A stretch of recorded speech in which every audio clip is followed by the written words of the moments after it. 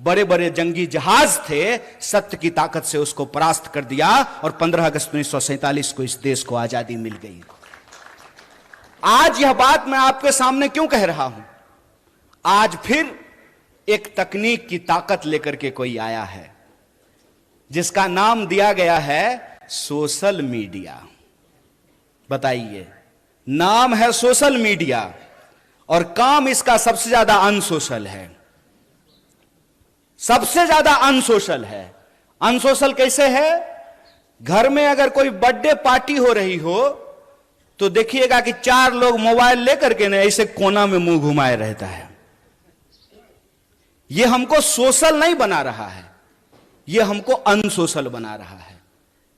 इतिहास नहीं बना रहा है, इतिहास को मिटाने की कोशिश की जा रही है। रोज सुबह सुबह उठिएगा तो यह मैसेज आएगा कि फटाफट 10 लोगों को यह मैसेज भेज दीजिए, मनोकामना पूर्ण हो जाएगी।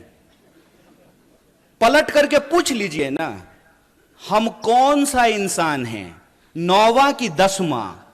अगर हम 10वां हैं तो पहले तुम बता दो कि तुम्हारी कौन सी मनोकामना पूर्ण हो गई है। पूछना चाहिए ना। मैं ये कहानी अक्सर लोगों से पूछता हूं, आजाद होने का क्या मतलब होता है?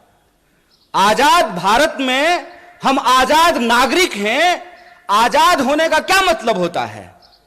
आजाद का मतलब होता है अपने ख्यालों से आजाद होना।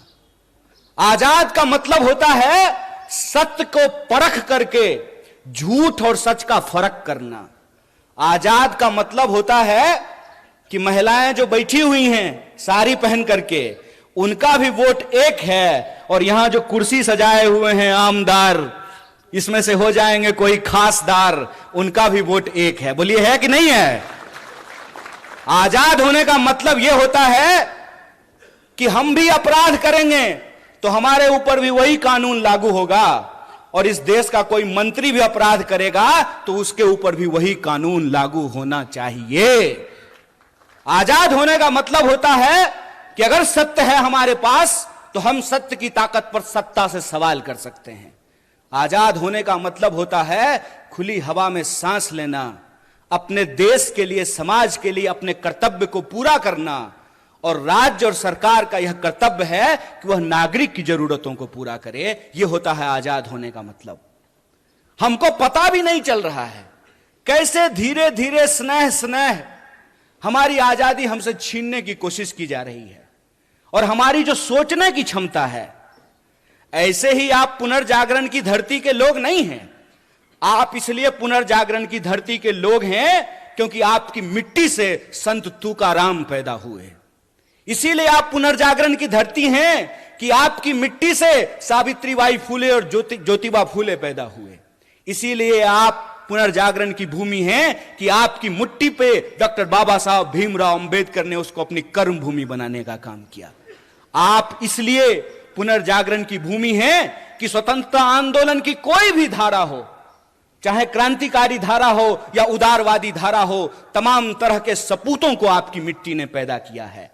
आप इसलिए पुनर्जागरण की धरती हैं क्योंकि आपके यहां क्रांतिकारी कवि अन्ना भाऊ साठे पैदा हुए हैं। यह जो इतिहास है आपका, छत्रपति शिवाजी महाराज से लेकर के साहू जी महाराज तक, यह इतिहास आपका स्वर्णिम इतिहास है। लेकिन आज आप देखिए कि इस मिट्टी के जो लोग हैं उनको कैसे मूर्ख बनाया जा रहा है। एक सवाल हम यहां खड़ा होकर के पूछें, हमारे एनसीपी के जिला अध्यक्ष हैं यहां पे, हम आपको यह नहीं बोलेंगे कि आप पवार वाले एनसीपी हैं, हम आपको यही कहेंगे कि आप सच्चा एनसीपी हैं, वो खरीदा हुआ एनसीपी है। आप सच्चा एनसीपी हैं, और वो भाजपा का जो इलेक्शन डिपार्टमेंट है ना, इलेक्शन डिपार्टमेंट ईडी, पूरी सरकार ही चल रही है ईडी और सीडी पे। या तो ईडी भेजते हैं या सीडी भेजते हैं। तो जिसका ईडी और सीडी नहीं है वो सच्चा है, जिसका ईडी और सीडी है वो झूठा है, वो झूठ के साथ जाकर के खड़ा है। और मैं ये सवाल आपसे पूछता हूं, इसका जवाब आपको अपने आप मिल जाएगा, क्योंकि मैं महसूस करता हूं और मैं ऋणी हूं